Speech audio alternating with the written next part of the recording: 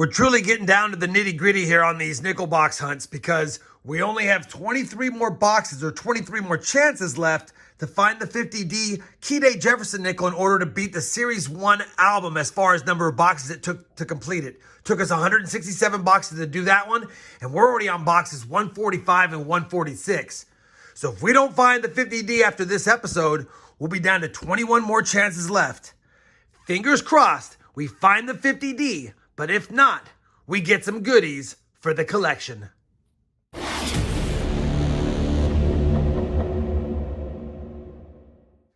Hey everyone, it's RobFindsTreasure. Welcome back to my channel. I have a 2-box nickel hunt today, and I'm hoping we can slot some goodies either in Series 2 or maybe pick up a slot filler in Series 3. But of course, if none of that happens, we like silver nickels, we like buffalo nickels, any varieties, foreigns, things like that would be fun to find.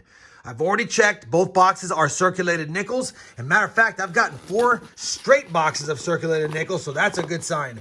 Let me go ahead and crack open this top box, see if we have any fancy enders. I don't see any fancy enders. Looks like your standard circulated nickel box, but you never know what's in it until you get in it. Now, obviously, I'll bring you guys back in when I have my first find of box 1, but for now, we'll go ahead and slide these books out of the way and get straight to the hunt. Wish me luck. Come on, 50D. Well, we're on roll number 7 already. We had no finds until now, and it's a year I don't see too often. A 1942 nickel. Now, that is a transition year, so some are silver and some are made out of nickel alloy, and this one looks like it's made out of nickel. Either way, if it's not silver, we'd like a Denver mint on the back because that's a lower mintage. And it is a Denver mint. Let's check for that D over horizontal D, which it is not. But either way, a 42 Denver nickel is a better date, and I'm glad I found it. We do have it already, and this one's kind of beat up, but it's a good start to the box, even though it's been a slow start. Now let's get back to the hunt. Very next roll, roll number 8, a year earlier. 1941, San Francisco. Roll number 15, a 1940 Jefferson nickel from Philly. Roll number 24, just another nickel from 1941, also Philadelphia. Roll 29 had an odd edge, so I flattened out the roll, and actually we have 2 finds because I see we have a 1939 nickel, 3rd coin in, but take a look at that. Definitely have a foreign coin here, and if my memory serves me right, that should be an Irish 1 penny.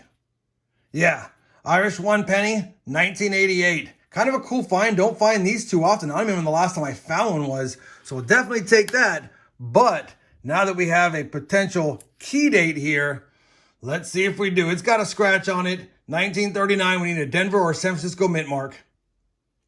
And there is no mint mark, but we can double check it for that DDR. And based on what I see here, we would see doubling on the word 5 cents in Monticello. Definitely don't see that. Definitely a Philadelphia. And I don't see the Henning notch, but I will wait to see if it's one of the Henning nickels, because 1939 Phillies, you do want to double check by the weight. For now, I'll put it on top of the board and get back to the hunt. Hopefully the box starts heating up. Roll number 38. We have our first nickel from 1946. And that's a 46. Well, I think it's a Philadelphia. Let me double check. It looks like there's something there by the mint mark. Nope, just a little bit of damage. All right, 1946, Philly. Roll 39. Our 3rd nickel from 1941, and it's also Philadelphia. Roll number 47, another 1941 Jefferson nickel from Philadelphia. Well, we finished that first nickel box, and as far as nickel boxes go, that was a tough hunt. No war nickels made of silver, no buffalo nickels, no V nickels, no proofs, no varieties, just a foreign, and a total of 16 finds on the board, the oldest being a 1939, but a common date, Philadelphia. Man, I hope box 2 is better. Let's go ahead and get into it. You slide it over. We'll do a 1-box opening right here and see if we can get off the schneid of no fancy nickels. What's this one right here? Can't really make out what the heck that is. It might be a Jefferson nickel, but it is pretty damaged. When we get to it, we'll figure out what it is, but I don't see anything else fancy schmancy, but it does look like a much better looking box as far as older Jeffersons, so this might be the good box. All right, I'll be back if and when I have a find in box number 2. Roll number 11 of box number 2 is going to give us our first nickel from 1947. And it's a 47 Philadelphia. And for those wondering, I went ahead and wiped it away, and that's a modern Jefferson Nickels, so nothing fancy there. Back to the hunt. Roll number 63 of the 100 roll hunt will give us our first Jefferson nickel from 1949. And it's going to be a 1949 Philadelphia.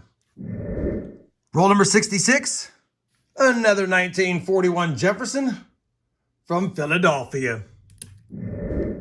Roll number 84 is going to give us our second foreign of the hunt, and it's a Mexican peso, but it's pretty damaged. And I don't know if I'm going to be able to get a date on that one. Let's just see if I can scope it for a date. Oh yeah, 2018. Really rough condition, but still fun to find. Oh, and while I have you here, take a look at this. Looks like it's fresh from an uncirculated mint set, 1969 Denver. It doesn't have full steps, but definitely a very nice find, maybe an upgrader. All right, let's get back to the hunt. Just a few coins later, we have the second Mexican peso in here. And this one is going to be a 2003. A little better shape, too. Roll number 86 is going to give us a first-year Jefferson nickel, and it is in fantastic shape. And I'm hoping it's a key date. Needs a Denver or San Francisco mint mark, but even the 38's is still a better date overall. Take a look at that. 1938. Please have a mint mark. And it doesn't. No mint mark. Man, that's a nice looking 1938. Let's just take a look at the steps. No real steps to speak of. It might have been struck with full steps at one point, but it's circulated just a little bit. That is a bummer. That's a nice looking 38 though. Could be an upgrader. Definitely will take that. We'll compare it to my personal collection first, and then of course the 2 books that we have here. Man, thought we had a key date for sure based on the condition, but it wasn't to be.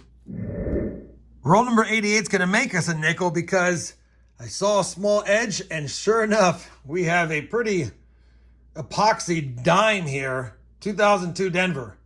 It's worth 10 cents, not 5 cents, so I guess we'll take it. Well, roll number 97 is going to save us, I believe, because we have another 1942 nickel here. And like I said earlier, that's a transition year, and that's looking silvery to me. I missed it by the edge if it is silver, but that is definitely looking like a 42 silver nickel. And to put them side by side, you can see the difference. So I'm going to guess right now this is going to be a 42 silver nickel. Which mint is it? Definitely a silver, and it's a 42p. I'll take it. Finally, we got something silvery in the box, although we're definitely running out of rolls. Roll number 99 is going to give us another 1942 nickel, and I don't think I've ever found 3 in a 2-box hunt, but we'll definitely take it. This one does not look silver yet again. Is it another Denver? It is not. It's a 42 Philadelphia non-silver this time. Well, we finished that 2-box nickel hunt, and it was a tough 2-box hunt. A total of 33 finds are on the board, 16 from box 1 and 17 from box 2. Really not a lot of better dates to speak of, although we do have some decent finds. We did get 4 different foreign coins from 3 different countries. We got the Irish coin, the 2 Mexican pesos, and we even got a Canadian nickel from 1994. You saw that damaged dime. We got a really nice 69D. Of course, you saw that fantastic looking 1938. Unfortunately, it's a Philadelphia. Might be an upgrader, though. A 39 Philadelphia, pretty beat up, pretty circulated. We did get a Silver War nickel, a 42p. It is not the RPM. We got a 42p non-silver and a better date 42D, but not the D over horizontal D. All that's left to do now is compare the finds to the books to see if we have any upgrades or additions. We might actually have 3 different candidates here for an upgrade. We'll have to see. Let me go ahead and do that, and I'll bring you back with a look at the books and some final thoughts on today's hunt. We have compared the finds to both albums, and actually we had upgrades in both. I was able to use today's 1938p in the Series 2 book, and that's a good upgrade, as well as the 42p silver nickel right here. It's not that nice, but it's nicer than the one we had in here because it was darkened. As far as the Series 3 book, we had 3 upgrades. We took the 38p out of here and stuck it in here, so much nicer one. We took the 42p out of this one and stuck it here in this one. You can see it's darker, same amount of wear though. And then of course the 42D from today's hunt, we plugged in here. It was a little bit better of an example as well. So no additions to either book, but 2 upgrades for Series 2 and 3 upgrades for Series 3. Now after 146 boxes searched, we're still missing that 50D, although we got 2 upgrades. For the Series 3 Side Finds book, we're still missing the 4 Tough Date Nickels, but we got 3 upgrades. There's only 21 boxes left before the 167th box, 21 more chances to find you. Hopefully, despite the lack of additions and the lack of finds in general, you guys still enjoyed this 2-box hunt. If you did, I'd appreciate that thumbs up. And as always, everyone, happy hunting and thanks for watching.